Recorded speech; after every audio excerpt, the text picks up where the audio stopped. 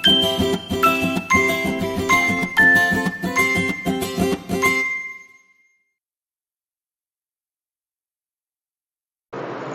बच्चों, कैसे हैं आप सब। उम्मीद है अच्छे होंगे और पढ़ाई भी आप लोगों की अच्छी चल रही होगी। तो कल के लास्ट वीडियो में हमने आयनिक बॉन्ड और कोवेलेंट बॉन्ड के बारे में स्टडी की थी। आज हम उस कोवेलेंट बॉन्ड के टाइप्स के बारे में जानने की कोशिश करेंगे कि वो किस टाइप के होते हैं। तो आइए, कोवेलेंट बॉन्ड को ना हम लोग मॉलिक्यूलर बॉन्ड भी कहते हैं, क्योंकि वो जब एक बॉन्ड में आता है ना तो वो मॉलिक्यूल्स भी फॉर्म करता है। जैसे अगर आप देखें हाइड्रोजन और क्लोरीन को HCl, ये एक मॉलिक्यूल हो गया। वाटर H2O, ये भी एक मॉलिक्यूल हो गया। CH4 मीथेन, ये भी एक मॉलिक्यूल हो गया। मीथेन का एक मॉलिक्यूल है, इसके मॉलिक्यूल्स अगर 2 से मल्टीप्लाई कर देंगे तो 2 मॉलिक्यूल ऑफ मीथेन हो गया। इसको भी 2 से मल्टीप्लाई कर देंगे तो 2 मॉलिक्यूल ऑफ HCl हो गया। इसको भी 2 से मल्टीप्लाई कर देंगे तो 2 मॉलिक्यूल ऑफ वाटर हो गया। ठीक है, तो इसी तरीके से हम लोग अब ये पढ़ेंगे कि मॉलिक्यूल्स बनाने के लिए कितने टाइप के कोवेलेंट बॉन्ड होते हैं। Types of covalent bond, covalent bonds type. ठीक है, फर्स्ट जो है वो है polar covalent bond. Polar covalent bond, ठीक है। दूसरा, second, non polar covalent bond. Non polar covalent bond, दो टाइप के कोवेलेंट बॉन्ड है। अब आप एज्यूम कीजिए, जब हम लास्ट क्लास में हम लेक्चर कर रहे थे तो हमने देखा था कि मैंने ये भी बताया था हाइड्रोजन और हाइड्रोजन के बीच का जो बॉन्ड था वो भी हमने देखा था।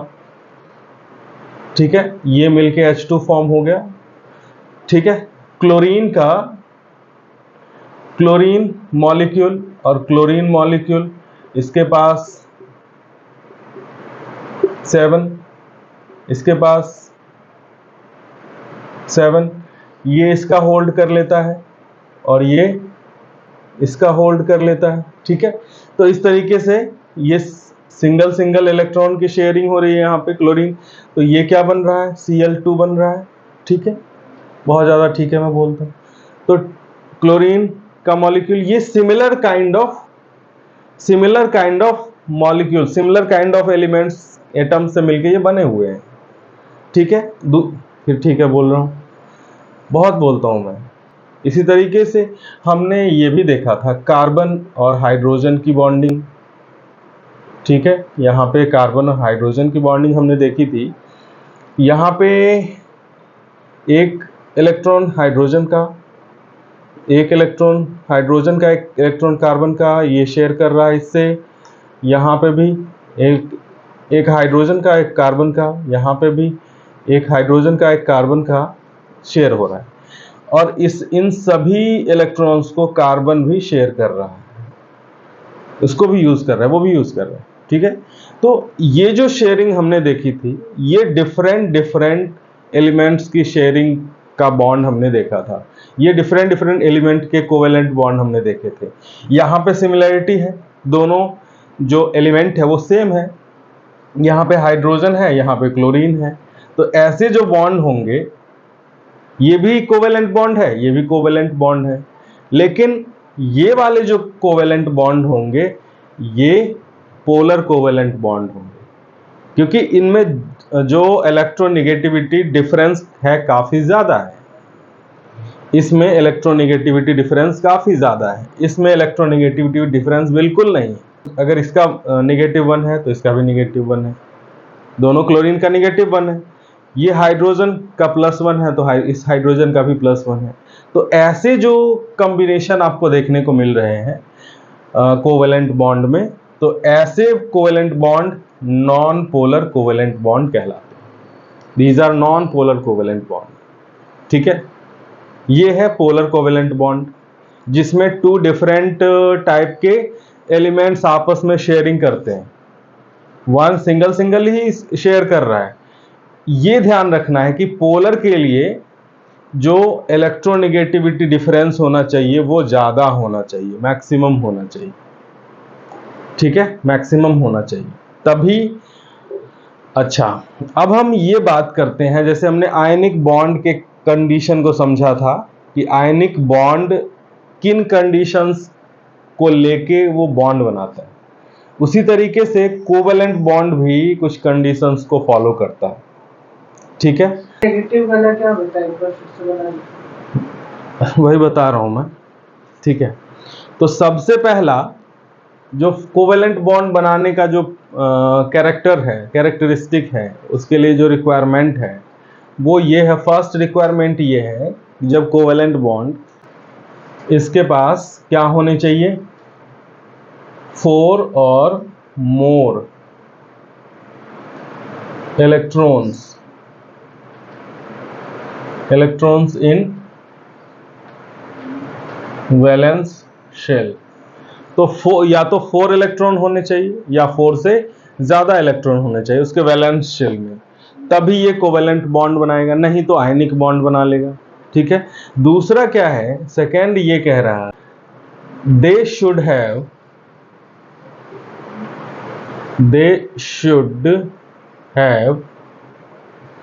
High electronegativity,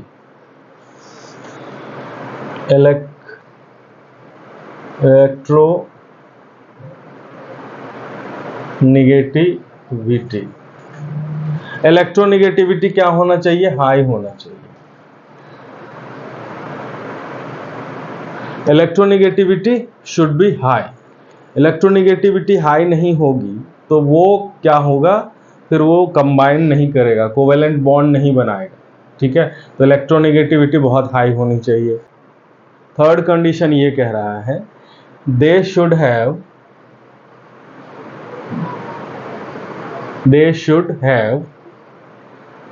high electron affinity, high electron affinity. ठीक है, क्यों एफिनिटी, उसको इलेक्ट्रॉन की चाहत होनी चाहिए। अगर उसको इलेक्ट्रॉन की चाहत नहीं होगी तो फिर कैसे कंबाइन करेगा, कंबाइन करने में प्रॉब्लम होगी, उसको चाहत ही नहीं होगी, नहीं चाहिए मुझे, तो फिर क्या करेगा, वो कंबाइन ही नहीं होगा। तो ऐसे उसको उसकी इलेक्ट्रॉन एफिनिटी जो होनी चाहिए वो काफ़ी हाई होनी चाहिए, उसको इलेक्ट्रॉन से के प्रति लगाव होना चाहिए। चौथा जो पॉइंट है, आयनिक बॉन्ड में हमने ये पढ़ा था कि दोनों एलिमेंट के बीच जो कंबाइन कर रहे हैं, दोनों एलिमेंट के बीच में हाई इलेक्ट्रोनेगेटिविटी डिफरेंस होना चाहिए। लेकिन यहाँ पे अगर डिफरेंस होगा, अगर हाई इलेक्ट्रोनेगेटिविटी डिफरेंस होगा तो क्या होगा, वो आयनिक बॉन्ड बना लेगा। ठीक है, यहाँ पे डिफरेंस क्या होना चाहिए, 0 होना चाहिए, या फिर बिल्कुल बहुत छोटा, कम होना चाहिए डिफरेंस। उसमें सबसे क्या था, मैक्सिमम होना चाहिए। तो इसको भी लिख लो, दे शुड हैव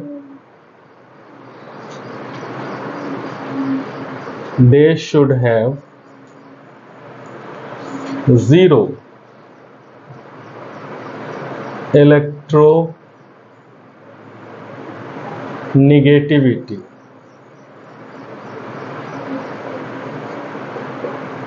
ठीक है, ये सर आप वो क्या दे सकते हो, ऐसे क्या कर सकते, पॉइंट लिखते हैं। नेक्स्ट जो पॉइंट है, fifth point, they should have high ionization potential,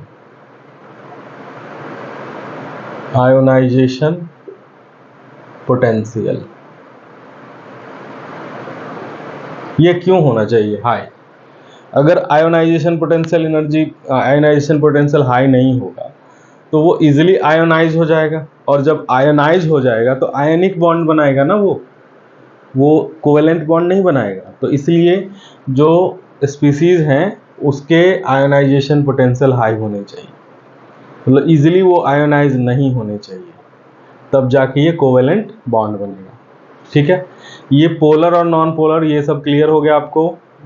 और कोवेलेंट बॉन्ड कैसे बनेंगे, क्यों बनेंगे, क्या कंडीशंस है, ये सारे क्लियर हो गए। हम उस पर इसके कुछ एग्जाम्पल्स ले लेते हैं। अब इसके कुछ एग्जाम्पल्स से हम लोग समझते हैं, कोशिश करते हैं।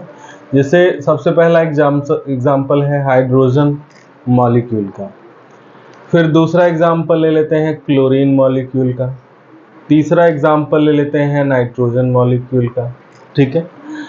एक और एग्जाम्पल ले लेते हैं कार्बन टेट्राक्लोराइड का, CCl4। ये सारे एग्जाम्पल हम लोग ले लेते हैं। चलिए इसको समझते हैं। हाइड्रोजन के पास कितना, 1 इलेक्ट्रॉन, ठीक है। दूसरे हाइड्रोजन के पास भी 1 इलेक्ट्रॉन, ये आपस में क्या करेगा, शेयरिंग कर लेगा, ठीक है। इस तरीके से ये क्या बना लेगा, सिंगल बॉन्ड बना लेगा, सिंगल कोवेलेंट बॉन्ड बना लेगा, और ये बन जाएगा हाइड्रोजन मॉलिक्यूल H2, ठीक है।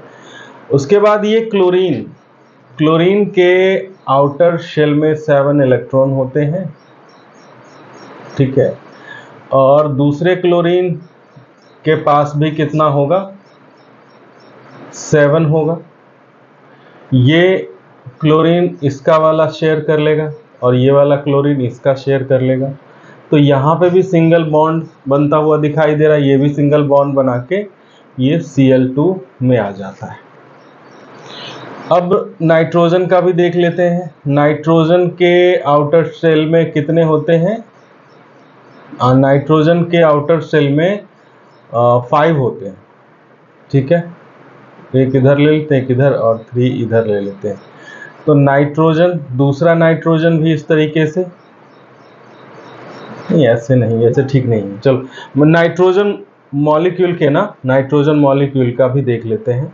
नाइट्रोजन के आउटर शेल में कितने होते हैं, 5 टोटल। उसका एटॉमिक नंबर 7 होता है, तो 2 तो फर्स्ट शेल में चला गया, तो वो वहाँ डुप्लेट कंप्लीट है उसका। आउटर शेल में इसको और कितने चाहिए, 3 चाहिए।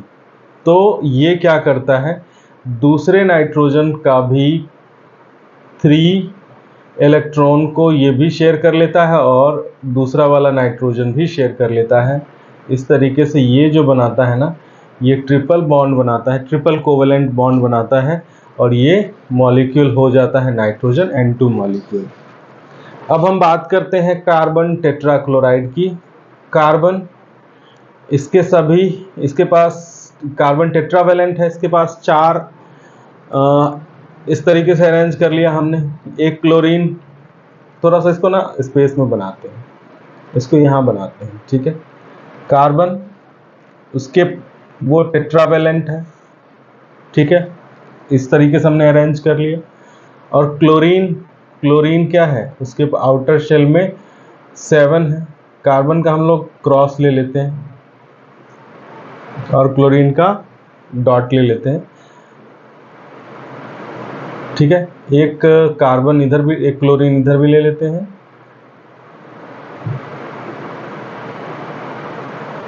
ठीक है। एक क्लोरीन यहाँ पे आ जाएगा,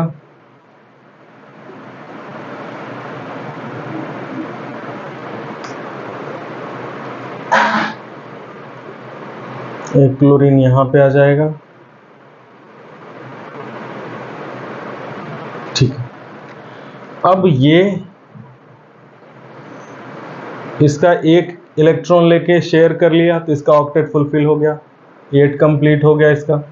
तो ये सिंगल सिंगल की शेयरिंग हो गई, तो सिंगल बॉन्ड बन गया। यहाँ पे भी वही कहानी है, 1 1 की शेयरिंग है, तो यहाँ पे भी सिंगल बॉन्ड बन गया। सेम कहानी यहाँ पे भी है, और उसी तरीके से यहाँ पे भी सेम कहानी, ये भी सिंगल सिंगल बॉन्ड बन गया। और कार्बन भी क्या करेगा, हर एक क्लोरीन का एक एक इलेक्ट्रॉन को क्या करेगा, वो शेयर कर लेगा। तो इस तरीके से जो शेयरिंग वाला जो बॉन्ड बनेगा, ये भी क्या बनेगा, कार्बन टेट्राक्लोराइड।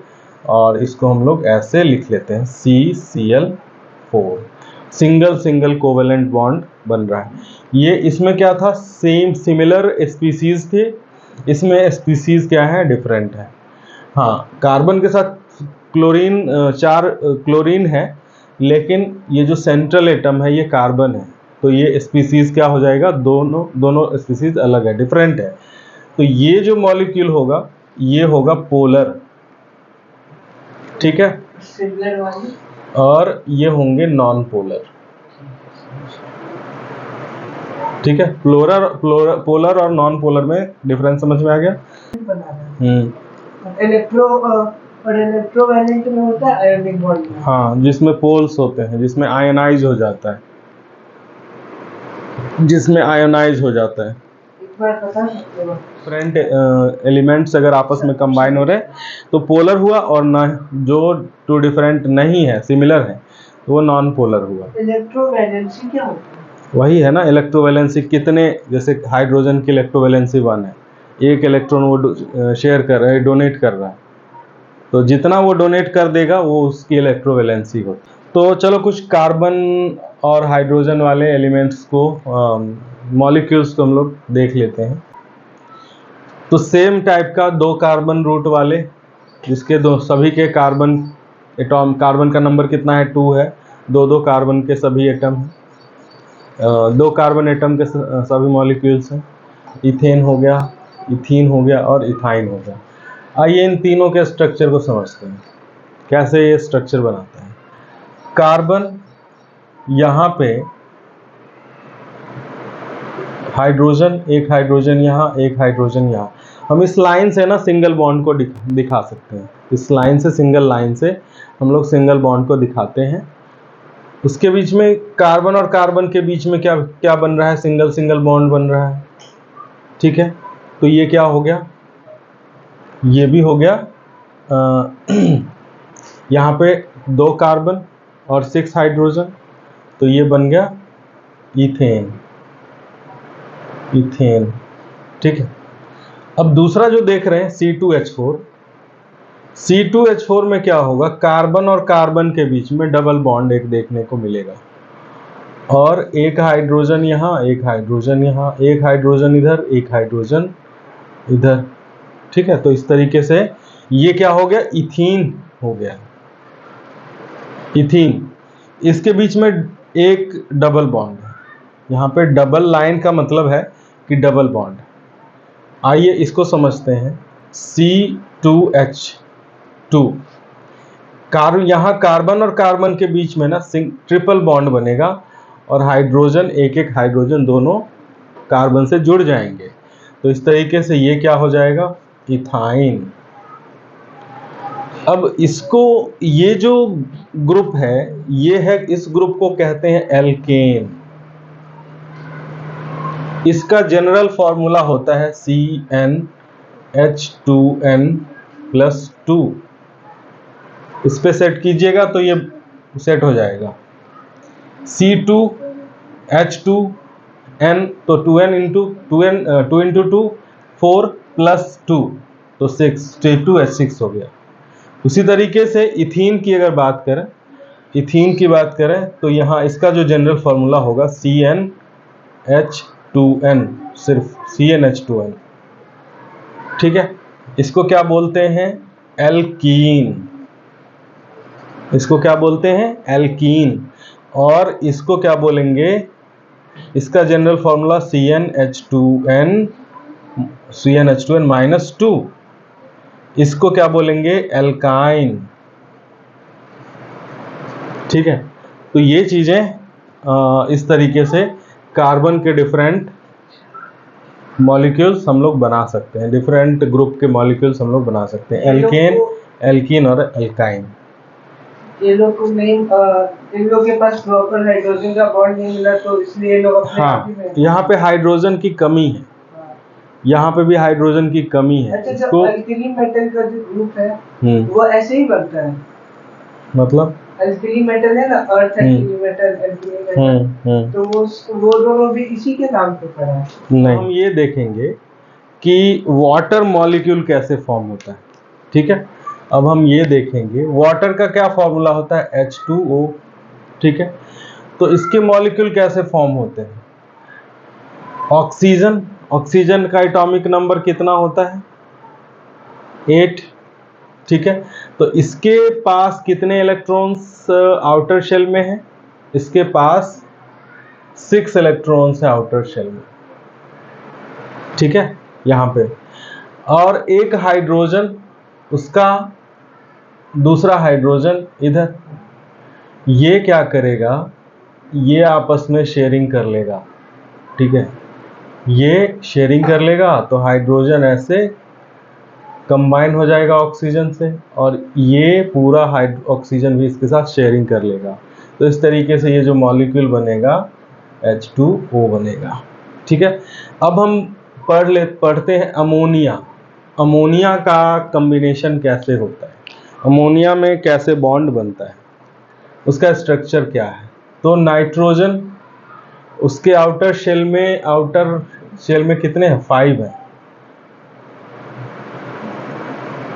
एक हाइड्रोजन यहां से जुड़ गया, एक हाइड्रोजन यहां से जुड़ गया, और एक हाइड्रोजन यहां से जुड़ गया, ये शेयरिंग कर ली, और एक हाइड्रोजन, तीन ही हाइड्रोजन है ना, हाँ, तो ये शेयरिंग कर ली, और नाइट्रोजन भी क्या करेगा, इन सभी को शेयर कर लेगा। तो इस तरीके से क्या बन जाएगा, NH3 अमोनिया।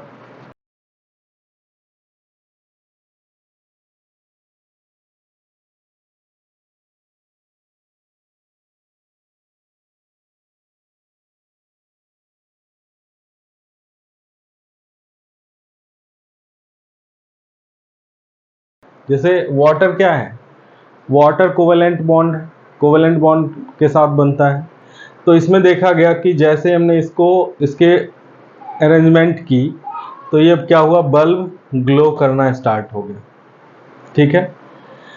अब दूसरा और भी हमने देखा, अल्कोहल लेके देखा, कार्बन टेट्रा क्लोराइड लेके देखा, और अलग अलग चीज़ें लेके देखी, अलग अलग टाइप के सॉल्यूशन लेके देखे।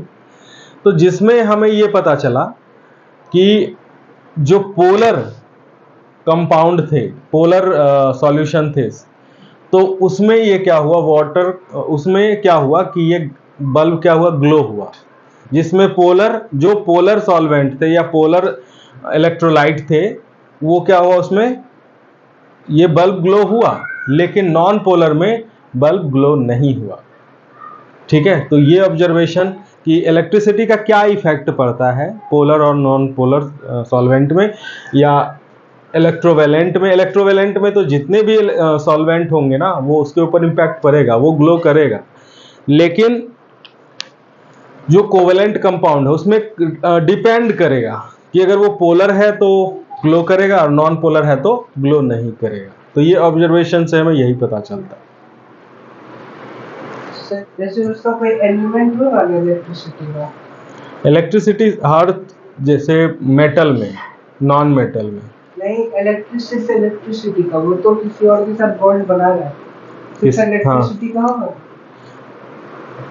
इलेक्ट्रिसिटी इलेक्ट्रॉन का ट्रांसफर ही तो है इलेक्ट्रिसिटी। कंडक्टर, जो भी कंडक्टिंग वायर है, जिस चीज का, जो भी मेटल है, मेटल क्या है, कंडक्टर होता है, गुड कंडक्टर ऑफ इलेक्ट्रिसिटी होता है, ठीक है।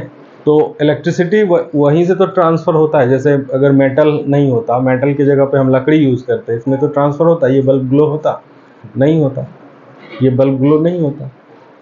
तो वो कंडक्टर, जो गुड कंडक्टर होता है ना, उसी के थ्रू वो ग्लो होता है, सॉरी, उसी के थ्रू वो फ्लो होता है इलेक्ट्रिसिटी, इलेक्ट्रॉन का फ्लो, ट्रांसफर ऑफ इलेक्ट्रॉन। ये तो हम लोग बचपन से पढ़ते आए हैं, कैथोड रे डिस्चार्ज ट्यूब से तो ये हम पढ़े हैं ना, या 9th क्लास में पढ़े होंगे, 9th क्लास में भी पढ़े होंगे, और 11th में भी पढ़ोगे दोबारा से इसको। अब डिफरेंस हम लोग चेक करेंगे कि इलेक्ट्रोवैलेंट बॉन्ड और कोवैलेंट बॉन्ड में, और उससे बने हुए कंपाउंड। जैसे मान लो कि इलेक्ट्रोवैलेंट कंपाउंड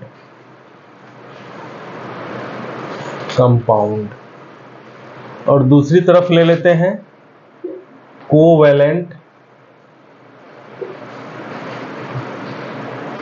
कंपाउंड प्रॉपर्टी, सारा बोर्ड दिख रहा है, ठीक है, प्रॉपर्टी। फर्स्ट जो प्रॉपर्टी है कॉन्स्टिट्यूएंट पार्टिकल जो है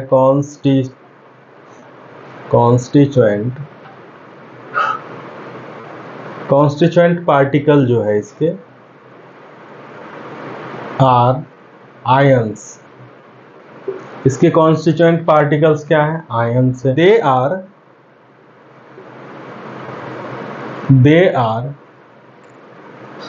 हार्ड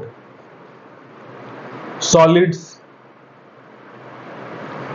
इसका रीजन बता सकते हैं? क्या रीजन है? कॉन्स्टिट्यूएंट पार्टिकल्स इसके क्या है? आयंस है, क्योंकि ये आयंस से फुल्ली ट्रांसफर ऑफ इलेक्ट्रॉन से बनता है। ये जो बॉन्ड बनता है electrovalent fully transfer of electron से बनता है, जिसके कारण इसके पास आयंस, इसके कॉन्स्टिट्यूएंट पार्टिकल क्या है? आयंस है। और ये हार्ड सॉलिड है क्योंकि इसके पास हायर इलेक्ट्रोवैलेंट बॉन्ड जो होता है ना, वो बहुत ज़्यादा अट्रैक्टिव फोर्स होता है उसके अंदर, तो जो कि उसको हार्ड बनाता है, काफ़ी रिजिड बनाता है। एग्जाम्पल? बहुत सारे एग्जाम्पल, कोई सा भी एग्जाम्पल ले सकते। सोडियम क्लोराइड NaCl, ठीक है। चलो अभी हम मेन इसको फोकस करते हैं। कॉन्स्टिट्यूएंट पार्टिकल्स हैं, इसके कॉन्स्टिट्यूएंट पार्टिकल्स हैं मॉलिक्यूल्स। इसके कॉन्स्टिट्यूएंट पार्टिकल्स हैं मॉलिक्यूल्स, ठीक है। और ये इतने हार्ड नहीं होते हैं, दे आर सॉफ्ट। कुछ एक्सेप्शन है जो कि 11th में पढ़ोगे। तो ये कुछ ऐसे, ये जो होते हैं ना सॉफ्ट होते हैं। सॉलिड भी हो सकता है, ये लिक्विड भी हो सकता है और गैस भी हो सकता है। इट में बी सॉलिड, लिक्विड और गैस, क्योंकि इसके अरेंजमेंट जो है ना वो काफ़ी मतलब वीकर बॉन्ड, कोवेलेंट बॉन्ड को वीकर बॉन्ड कहा जाता है। इतने ज़्यादा स्ट्रॉन्ग बॉन्ड होते नहीं हैं, ये वीक बॉन्ड होते हैं। तो इसलिए ये सॉलिड में भी हो सकते हैं, लिक्विड में भी हो सकते हैं और गैस। फर्स्ट इसका जो हो जाएगा बॉइलिंग या melting, boiling and melting point क्या होगा इसका? दे आर, ये जो इलेक्ट्रोवैलेंट बॉन्ड है ये है नॉन वोलाटाइल होता है, non volatile, so high melting and boiling point, melting and boiling point, ठीक है। इसकी मेल्टिंग और बॉइलिंग पॉइंट क्या होती है? हाई होती है। वोलाटाइल होते हैं, वोलाटाइल होते हैं, तो इसकी मेल्टिंग और बॉइलिंग पॉइंट क्या होती है? लो होती है।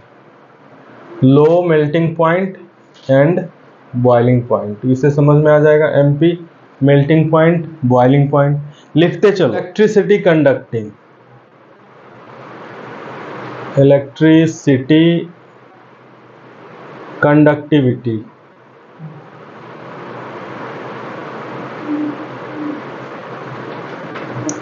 इलेक्ट्रिसिटी कंडक्टिविटी, इसकी कंडक्टिविटी जो है इट इज नॉन कंडक्टर, हाँ क्या है, non conductor in solid state, solid state.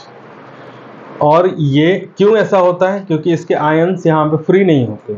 Solid state में इसके आयंस फ्री नहीं होंगे, काफ़ी एक दूसरे के क्लोज होते हैं, काफ़ी इन दोनों के बीच का बॉन्ड जो होता है इलेक्ट्रोवैलेंट बॉन्ड काफ़ी स्ट्रांग होता है, तो इसके आयंस फ्री नहीं होते, इसके लिए ये सॉलिड स्टेट में नॉन कंडक्टर होते हैं। लेकिन एक्वस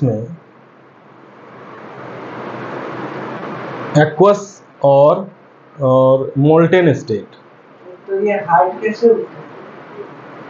मोल्टेन स्टेट में क्या होंगे? कंडक्टर होंगे। क्या कह रहे हो? तो फिर तो ये हार्ड सॉलिड कैसे होते हैं इसके प्रॉपर्टी? तो इसके ऐसा जरूरी थोड़ी ना कि हर बार ये सॉलिड ही होंगे, ये लिक्विड भी तो होंगे। ये गैसेस भी तो होंगे। जैसे NaCl का सॉलिड का मैंने एग्जांपल लिया था, वो भी एक सॉलिड है, NaCl सॉलिड है, लेकिन वो बहुत ज़्यादा हार्ड सॉलिड नहीं है। NaCl क्या है, हमारा जो हम लोग साधारण नमक खाते हैं वो है NaCl, ठीक है। उसका स्ट्रक्चर, उसको अगर हम कोशिश करेंगे तो उसको और पतला थीन कर सकते हैं, छोटे छोटे पार्टिकल्स में और कन्वर्ट कर सकते कंडक्टर इलेक्ट्रिसिटी हैं। नहीं, सॉलिड स्टेट है ना, वो गुड कंडक्टर नहीं है। अच्छा, हाँ, अगर उसको हम वाटर में मिक्स कर दें तब वो गुड कंडक्टर हो जाएगा। वैसे वाटर तो खुद ही अपने आप में गुड कंडक्टर है, लेकिन उसमें और सॉल्ट मिक्स कर दें तो और अच्छा कंडक्टर हो जाएगा, ठीक है। तो सॉलिड स्टेट में ये कंडक्टर अच्छा नहीं है, लिक्विड स्टेट में अच्छा कंडक्टर है। बट कोवैलेंट बॉन्ड में, कंपाउंड में तो लिख रखा है कि ये सॉफ्ट होते हैं लिक्विड और गैस में ज्यादातर पाए जाते हैं। सॉलिड में भी होते हैं, कई बार लिक्विड में भी होते हैं, गैस में भी। तो लिक्विड में तो गुड कंडक्टर है इलेक्ट्रिसिटी। हाँ, तो इसमें पोलर और नॉन पोलर के ऊपर देखा जाता है कि इलेक्ट्रिसिटी, पोलर अगर सॉल्वेंट है तो वो गुड कंडक्टर होगा, और नॉन पोलर है तो नहीं होगा। अभी जो एक्सपेरिमेंट हमने दिखाया था, तो उसमें, उस एक्सपेरिमेंट में हमने इलेक्ट्रोलाइट डाला था। इलेक्ट्रोलाइट में पोलर डाला तो वो ग्लो किया, और नॉन पोलर डाला तो ग्लो नहीं किया। इससे क्या पता चलता है कि वो इलेक्ट्रिसिटी को कंडक्ट नहीं कर रहा। नॉन पोलर क्या है, नॉन पोलर समझाया था ना, नॉन पोलर कंपाउंड क्या है, जो सिमिलर काइंड के एलिमेंट से कॉम्बिनेशन से बना है, तो वो नॉन पोलर हो गया। जैसे हाइड्रोजन गैस के प्रेजेंस में अगर उसको इलेक्ट्रिसिटी कराएंगे, इलेक्ट्रिसिटी को ट्रांसफर कराएंगे तो क्या होगा, नहीं होगा, क्योंकि उसके पास वो पोलर नहीं है, उसके दो पोल्स नहीं बनेंगे। और इलेक्ट्रिसिटी कंडक्ट करने के लिए दो पोल्स बनने हो चाहिए, कैटायन एनायन, ठीक है, जो कि कैथोड और एनोड से वो अटैच हो, उसकी तरफ अट्रैक्ट हो, तभी तो वो इलेक्ट्रिसिटी को पास करेगा, नहीं तो नहीं करेगा। तो उसके लिए पोलर कंपाउंड की ज़रूरत होगी, पोलर कंपाउंड होगा तभी होगा, अदरवाइज नहीं होगा। चलिए, अब इसमें चाहे वो मोल्टेन स्टेट हो, चाहे वो एक्वस स्टेट हो, they are non conductor of electricity, non conductor of electricity, electricity का नॉन कंडक्टर, ठीक है। कौन, covalent compound. Solubility,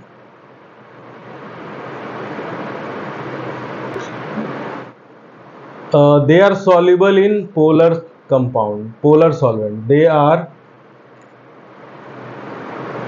soluble in polar solvent, जो पोलर सॉल्वेंट है उसमें ये सॉल्युबल होंगे, लेकिन ये दे आर सॉल्युबल, और पोलर में तो होंगे लेकिन नॉन पोलर में इनसॉल्युबल होंगे, और insoluble in non polar, polar solvent, insoluble in non-polar solvent, or they are soluble in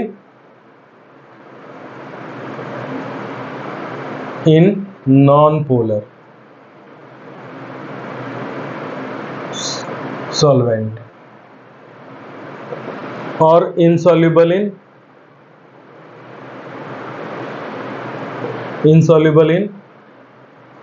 polar solvent। Water में क्या होगा, वाटर में ये इनसॉल्युबल होगा। इनऑर्गेनिक सब कंपाउंड में, इनऑर्गेनिक सॉल्वेंट में ये सॉल्युबल होंगे, ठीक है। अब हम नेक्स्ट जो पार्ट है वो है स्पीड ऑफ रिएक्शन।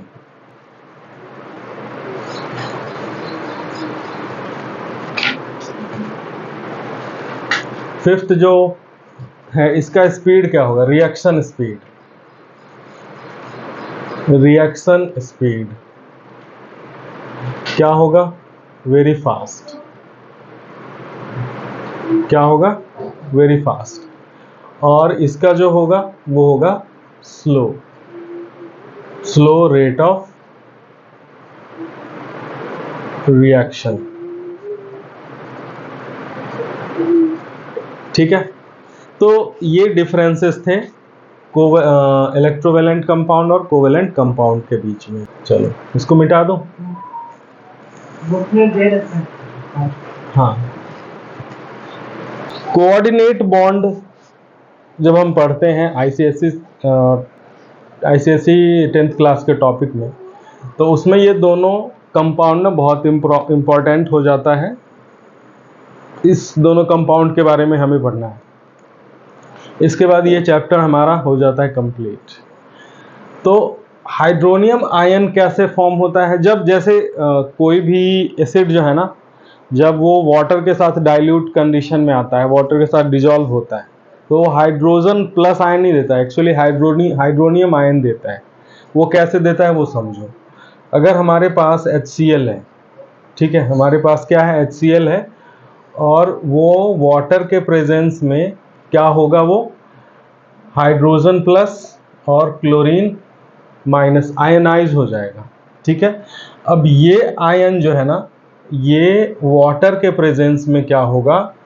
ये आयन हाइड्रोजन प्लस, ये क्या होगा कि ये हमें बना के देगा H3O।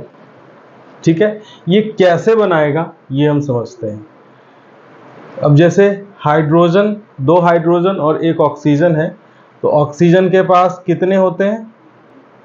आउटर शेल के अंदर कितने होते हैं ऑक्सीजन के पास? 2 और 6 होता है ना, तो इसके पास आउटर में कितने होते हैं? 6 होते हैं। तो एक हाइड्रोजन इधर से अटैच हो जाता है और एक हाइड्रोजन इधर से अटैच हो जाता है। तो ये है वाटर का स्ट्रक्चर। और हाइड्रोजन, इसके पास क्या है? कोई भी इलेक्ट्रॉन नहीं है। ये क्यों नहीं है इलेक्ट्रॉन? हाइड्रोजन के पास एक भी इलेक्ट्रॉन नहीं है। क्यों नहीं है? क्योंकि ये जब आयोनाइज हो रहा होता है तो इसके पास ये अपना इलेक्ट्रॉन इसको दे देता है। अभी भी ये माइनस चार्ज और ये प्लस चार्ज। तो प्लस चार्ज का मतलब क्या है? इसके पास एक इलेक्ट्रॉन था, एक प्रोटॉन था, ठीक है, इसने इलेक्ट्रॉन इसको दे दिया, तो इसके ऊपर चार्ज क्या बचा? प्लस चार्ज बचा। तो प्लस चार्ज का मतलब क्या है? कि एक प्रोटॉन है इसके पास, से इलेक्ट्रॉन नहीं है। तो जब इस कंडीशन में आ जाता है तो ये जो हाइड्रोजन है ये कैसे रिएक्ट करेगा? क्योंकि कैसे इसके साथ कॉम्बिनेशन में आएगा वाटर के साथ। देखो, नहीं देखोगे तो नहीं समझ में आएगा। तो इसमें क्यों नहीं देख रहे हो?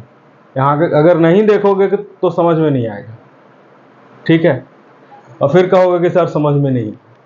ये हाइड्रोजन के पास क्या है? एक भी इलेक्ट्रॉन नहीं है, इसलिए पॉजिटिव चार्ज है। ये इसने डोनेट किया हुआ है, इस आयन के साथ चला गया इसका हाइड्रोजन इस हाइड्रोजन का इलेक्ट्रॉन। अब ये कैसे कंबाइन करेगा? ये चाहेगा कि हम इनर्ट गैस में कन्वर्ट हो जाए, नियरेस्ट इनर्ट गैस कॉन्फ़िगरेशन में आ जाए, लेकिन इसके पास तो फिर कैसे होगा? इसके पास तो कोई सोर्स नहीं है। अब ये इसके साथ जब इसके वाटर के अंदर है और इसके पास प्लस चार्ज है, तो ये कुछ ना कुछ तो कर सकता है, करेगा। देखो क्या करेगा। यहाँ पे दिख रहा है कि ये हाइड्रोजन, इसके 2 इलेक्ट्रॉन्स इसने शेयर कर रखे, एक ऑक्सीजन का, एक हाइड्रोजन अपना खुद का। तो इसके क्या डुप्लेट फुलफिल है? इस हाइड्रोजन के भी डुप्लेट फुलफिल है, क्योंकि एक हाइड्रोजन का खुद का है और एक ऑक्सीजन का है, तो यहाँ पे भी डुप्लेट फुलफिल है, सिंगल बॉन्ड। ये क्या है? ये लोन पेयर है। ये जो बॉन्ड में पार्टिसिपेट नहीं करता, जो शेयरिंग में पार्टिसिपेट नहीं करता, उसको हम लोग क्या बोलते हैं? लोन पेयर कहते हैं, लोन पेयर। ठीक है, तो एक लोन पेयर ये है, एक लोन पेयर ये है। अब क्या होगा कि नेक्स्ट स्टेप में ये एक्चुअली ये जो हाइड्रोजन है ये इसके साथ, लोन पेयर के साथ ये शेयरिंग करेगा। तो ये शेयरिंग नहीं करेगा। एक्चुअली ये जो इसके पास ऑक्सीजन के पास तो कंप्लीट है, वो क्या करेगा कि इस हाइड्रोजन को इसको यूज करने के लिए देगा, मतलब कंप्लीटली ये डोनेट करेगा, ये डोनर। अभी देखते हैं इसका स्ट्रक्चर। हाइड्रोजन, हाइड्रोजन, एक ऑक्सीजन का, एक हाइड्रोजन का, ये हो गया। अब ये लोन पेयर है, ये हाइड्रोजन क्या होगा, यहाँ पे आके अटैच हो जाएगा, और ये लोन पेयर जो है ना, ये ऑक्सीजन इसको डोनेट कर देगा। तो ये ऑक्सीजन यहाँ पे क्या हो जाएगा, डोनर हो जाएगा, और हाइड्रोजन क्या हो जाएगा, एक्सेप्टर हो जाएगा। ठीक है, तो यहाँ पे ये जो बॉन्ड बन रहा है, ये बॉन्ड बन रहा है कैसा, आयनिक काइंड ऑफ बॉन्ड बन रहा है इसमें। लेकिन डिफरेंस क्या है, आयनिक बॉन्ड में हमने देखा था कि एक अगर कोई देता है तो दूसरा उसको अटेन करता है, मतलब एक एक सिंगल सिंगल का उसमें होता है, एक वो भी करता है, एक ये भी करता है, एक वो कंप्लीट ट्रांसफर कर देता है। लेकिन उसमें दोनों एलिमेंट क्या करते हैं, पार्टिसिपेट करते हैं। लेकिन इसमें क्या है, इस बॉन्ड में सिर्फ ऑक्सीजन ही इसी का इलेक्ट्रॉन हाइड्रोजन यूज कर रहा है, इसके पास कोई इलेक्ट्रॉन नहीं। लेकिन आयनिक बॉन्ड में क्या था कि जो डोनर है उसका तो वो यूज कर ही रहा है, लेकिन खुद का भी इलेक्ट्रॉन उसके पास होता है। तो इसीलिए ये जो कॉन्फ़िगरेशन है ये थोड़ा सा डिफरेंट है। ठीक है, तो ये अब इस तरीके से बन के आ जाएगा H, यहां पे ऑक्सीजन के साथ सिंगल बॉन्ड, ये ऑक्सीजन हाइड्रोजन के साथ सिंगल बॉन्ड, ये जो बॉन्ड बनेगा ये बनेगा कोऑर्डिनेट बॉन्ड, कोऑर्डिनेट बॉन्ड। ठीक है, इसको हम लोग एरो से दिखाते हैं। ये इसमें थोड़ा सा डिफरेंस क्रिएट हुआ कि ये इसके पास हाइड्रोजन के पास कोई भी इलेक्ट्रॉन नहीं है, ये पूरी इसके ऊपर डिपेंडेंट है, इस लोन पेयर के ऊपर। इस लोन पेयर को लेके ये कंप्लीट ट्रांसफर लेके ये इसके साथ अपना डुप्लेट कंप्लीट कर लिया, जिसके कारण ये एक स्टेबल कंडीशन में आ गया। तो ये जब भी कोई भी एसिड डाइल्यूट होता है, यानी कि एक्वस कंडीशन में उसको डाइल्यूट करते हैं, तो वो हाइड्रोजन प्लस आयन नहीं देता है, एक्चुअली हाइड्रोनियम आयन देता है। ठीक है, एसिड जब भी डाइल्यूट वाटर के साथ डाइल्यूट होता है तो वो क्या देता है, हाइड्रोनियम आयन देता है, आयोनाइज होके हाइड्रोनियम आयन देता है। ठीक है, ऑक्सीजन का क्या फायदा हाइड्रोजन को लेकर? ये ऑक्सीजन का कुछ फायदा नहीं है, लेकिन नुकसान भी नहीं है। ऑक्सीजन का क्या नुकसान है इसमें, कुछ नहीं। हाइड्रोजन को फायदा हो गया, स्टेबल हो गया। ये जो सॉल्यूशन के अंदर जो चीजें आई, वो पहले क्या था, हाइड्रोजन अनस्टेबल कंडीशन में था, लेकिन जैसे इसने डोनेट कर दिया तो क्या हो गया, ये स्टेबल कंडीशन में हो गया। तो जब भी हम ये पढ़ेंगे कि HCl और वाटर या ऐसे जितने भी एसिड हैं वाटर के साथ डाइल्यूट होते हैं तो डिसोसिएशन होता है, उसमें ये हाइड्रोजन प्लस आयन नहीं देता, हाइड्रोनियम आयन देता है। ठीक है, हाइड्रोनियम आयन, जिसको हम लोग इस तरीके से लिखते हैं H3O प्लस। ठीक है, ये है हाइड्रोनियम आयन। उसी तरीके से अगर हम इसकी बात करें, सेम कॉन्फ़िगरेशन, जैसे मान लो कि हमारे पास HCl ने आयोनाइज करके हमारे पास एक हाइड्रोजन प्लस दे दिया है। ठीक है, अगेन इसके पास कोई इलेक्ट्रॉन नहीं है, और इसको हम अमोनिया के साथ रखते हैं। अमोनिया का क्या होता है, NH3 होता है। ठीक है, अब जब नाइट्रोजन की बात करते हैं तो इसका एटॉमिक नंबर 7 होता है, इसका एटॉमिक इलेक्ट्रॉनिक कॉन्फ़िगरेशन 2 और 5 होता है। इसके आउटर में हम सिर्फ आउटर शेल की बात करेंगे, उसके इलेक्ट्रॉन की बात करेंगे। तो ये एक इलेक्ट्रॉन एक इलेक्ट्रॉन एक इलेक्ट्रॉन, और यहाँ पे क्या है, इसके लोन पेयर है। ठीक है, वही कंडीशन यहाँ पे हाइड्रोजन के साथ हो जाता है। यहाँ एक हाइड्रोजन जुड़ जाता है, एक हाइड्रोजन यहाँ जुड़ जाता है, और एक हाइड्रोजन यहाँ जुड़ जाता है, और एक हाइड्रोजन जो हाइड्रोजन आयन प्लस है वो यहाँ जुड़ जाता है, और इसको ये कंप्लीटली डोनेट कर देता है नाइट्रोजन भी। तो यही ये जो बॉन्ड बनेगा यहाँ पे, ये कौन सा बॉन्ड है? कोवेलेंट बॉन्ड है, कोवेलेंट बॉन्ड। ये भी कोवेलेंट बॉन्ड, ये भी कोवेलेंट बॉन्ड, लेकिन ये जो बॉन्ड है ये बन जाता है यहाँ पे कोऑर्डिनेट बॉन्ड। शेयर करता है या फिर दे ही देता है? डोनर डोनेट कर देता है, शेयर नहीं है, शेयरिंग नहीं है, यहाँ शेयरिंग नहीं है, ये डोनेशन है। यहाँ पे नाइट्रोजन डोनर है और हाइड्रोजन क्या एक्सेप्टर है, तो इसके कारण ये जो बॉन्ड बन रहा है। और यहाँ पे डिफरेंस क्या है आयनिक बॉन्ड से? डिफरेंस क्या है कोऑर्डिनेट बॉन्ड में कि आयनिक बॉन्ड में दोनों एलिमेंट्स के इलेक्ट्रॉन पार्टिसिपेट करते हैं, लेकिन यहाँ पे सिर्फ एक ही एलिमेंट का इलेक्ट्रॉन पार्टिसिपेट कर रहा है, सिर्फ ऑक्सीजन का ही, सॉरी नाइट्रोजन का ही। वहाँ उस केस में ऑक्सीजन का था, इस केस में नाइट्रोजन का इलेक्ट्रॉन डोनेट कर रहा है। इसमें हाइड्रोजन के पास कुछ भी नहीं है, वो हमेशा वो उसके पास ना विन विन सिचुएशन है, उसके पास कुछ नहीं है, वो कोऑर्डिनेट बॉन्ड बना लिया और स्टेबल कंडीशन में आ गया। इस तरीके से ये बन जाता है अमोनिया। ठीक है, ये this is all about your this chapter. यही पार्ट बचा हुआ था जो कि आपको समझना था। अब नेक्स्ट क्लास में हम लोग चैप्टर को करेंगे जो होगा एसिड, बेसेस एंड सॉल्ट्स।